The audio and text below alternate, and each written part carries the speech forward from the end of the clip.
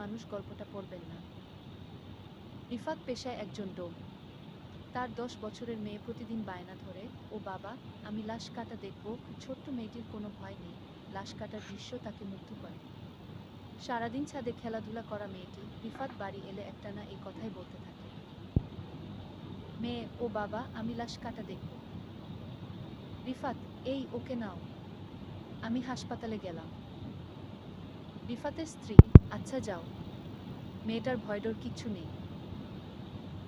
রাতের শিফটে রিফাত হাসপাতালের মর্গে কাজ করছে। কাজ শেষ করে একটু বিরতি নিতে দোকানে বসে চা খাচ্ছি। হঠাৎ এক ডাক্তার এলেন, নতুন লাশ এসেছে। ছাদ থেকে পড়ে মারা গেছে কি? ল্যাবে ফিরে এলে রিফাত দেখতে পেল লাশটা স্ট্রেচারে ঢাকা। শিশু বলে মনে হলো, রক্ত তখনও চুইয়ে পড়ছে। সে প্রস্তুতি নিচ্ছিল, এমন সময় পেছন থেকে গলা ভেসে এলো, বাবা।